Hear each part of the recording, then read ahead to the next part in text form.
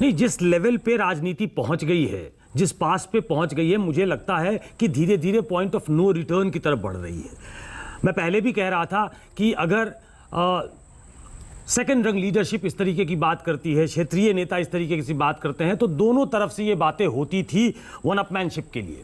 लेकिन जब ललन सिंह इस तरीके की बात करते हैं और वो षड्यंत्र, साजिश, इस तरीके की भाषा का इस्तेमाल करते हैं और वो एक पैरेलल खींचना चाहते हैं कि पहले चिराग पासवान को हमें डेंट करने के लिए उतारा गया और एक second Chirag Paswan in making थे, आरसीपी नीतीश कुमार ने समय रहते उनको पहचान लिया। तो साफ तौर पे वो बीजेपी को डॉक में खड़ा करने की कोशिश कर रहे हैं, वो एक भूमिका बनाने की कोशिश कर रहे हैं कि सब कुछ ठीक ठाक नहीं है।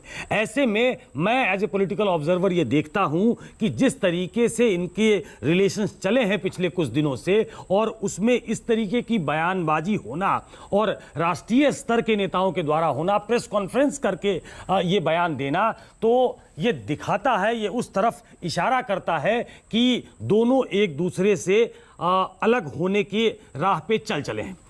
अब आज की जो डेवलपिंग स्टोरी है वो ये है कि बीजेपी ने अपने राज्य के, बिहार के तमाम बड़े नेताओं को दिल्ली तलब कर लिया है और सेशन जो है वो अभी चल रहा है, लेकिन सभी 16 सांसदों को, लोकसभा के 16 सांसद, राज्यसभा में जो उनके सांसद हैं, उनको नीतीश कुमार ने पटना तलब कर लिया है। कल ये मीटिंग होने वाली है, तो विधायक उनके पटना में हैं, सारे सांसदों को उन्होंने पटना बुला लिया है। जो एमएलसीज हैं, उनको भी विधायक कहते हैं, विधान परिषद के सदस्य, उनको भी पटना में रहने के लिए कहा गया है, वो भी बैठक में हिस्सा लेंगे। इसके अलावा तेजस्वी अपने दल की बैठक कर रहे हैं। ये सब कह रहे हैं, तेजस्वी यादव से लेकर तमाम लोग, कि हमारे पार्टी की अपनी बैठक है, हम 2024 की तैयारी और आगे महंगाई पे क्या हमारी तैयारी होगी, महंगाई के खिलाफ, सरकार के खिलाफ हल्ला बोल कैसे होगा, इसकी तैयारी में लगे हैं। लेकिन ये तमाम चीजें जब साइमल्टेनियसली होने लगे तो हमें उस तरफ ले जाती हैं कि बीजेपी और जेडीयू का टूटना अब एक महज औपचारिकता रह गया है। इन बयानों के बाद अब इन दोनों का साथ रहना अनटेनेबल सा लगता है। ऐसे में आगे की राजनीति क्या होगी, अब इस पे कि there is no smoke without any fire. अगर आग लगी है तभी तो धुआं दिखाई दे रहा है ना, there is no smoke without any fire. और जो ये सब बीजेपी दिल्ली बुला रही है अपने नेताओं को, जेडीयू पटना बुला रही है, आरजेडी की बैठक हो रही है, ये संयोग नहीं हो सकता ना, ये एक प्रयोग हो रहा है। बिल्कुल ठीक कह रहे हैं आप, और ऐसे वक्त में हो रहा है जब ये बयान सामने आ रहे हैं और इन बयानों के कॉन्टेक्स्ट में इन चीजों को देखा जाना चाहिए। और वो बयान सिर्फ इतने नहीं है जो हमने टेलीविजन पे सुनाए, वो बयान ऐसे भी हैं जब पूछा जाता है कि 2024 का चुनाव क्या आप साथ लड़ेंगे, तो कहा जाता है कि 2024 दूर है, हम नहीं कह सकते कि हम आज की तारीख में साथ हैं। किसी भी दो स्वाभाविक गठबंधन के दलों का यह कहना कि हम अभी तक साथ हैं, अगर जैसे ही इफ लगता है और इतने शक शुबा एक दूसरे के बीच हो जाता है, तो आप ये मानकर चलें कि कुछ ना कुछ गड़बड़ है। इस बीच ये खबर आना जिसका ना कंफर्मेशन है, ना अभी तक कोई डिनायल है, कि नीतीश कुमार ने सोनिया गांधी से बात की है। सोनिया गांधी से बात करने की जरूरत क्यों पड़ रही है?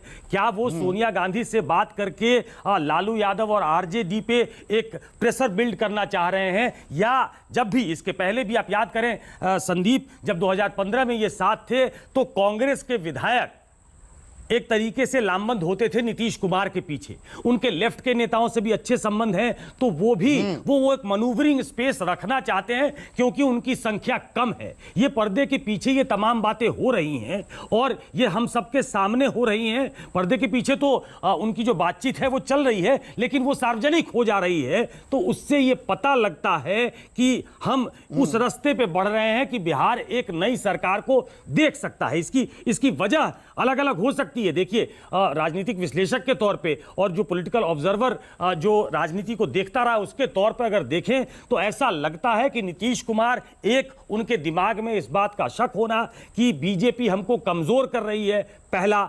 दूसरा केंद्रीय मंत्रिमंडल में उनकी तरफ से कोई शामिल नहीं होगा, इस बात की घोषणा करना।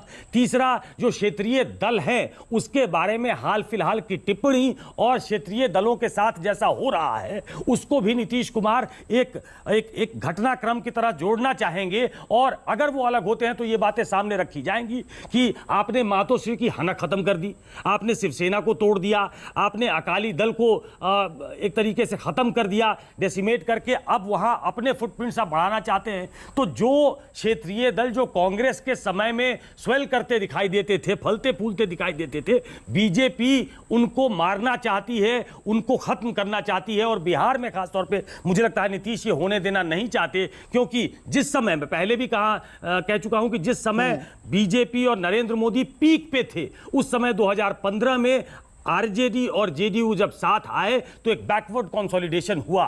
तो जो प्रयोग नरेंद्र मोदी 2014 में, 17 में, अभी 22 के चुनाव में उत्तर प्रदेश में सक्सेसफुली कर चुके हैं कि उन्होंने बैकवर्ड वोटों में, दलित वोटों में सेंध लगा ली, बिहार में ये दोनों क्षेत्रीय दल अपने वजूद को कायम रखना चाहते हैं। उनको लगता है कि हम इससे निकलेंगे तब शायद इसमें हम कामयाब हो सकते हैं। और इसका दूसरा एक पहलू ये हो सकता है कि क्या वो अपना राजनीतिक हस्ताक्षर, अपने आखिरी राजनीतिक पारी जो है उसमें अपना राजनीतिक हस्ताक्षर दिल्ली में करना चाहते हैं क्या, क्योंकि दिल्ली में भी एक वैक्यूम है।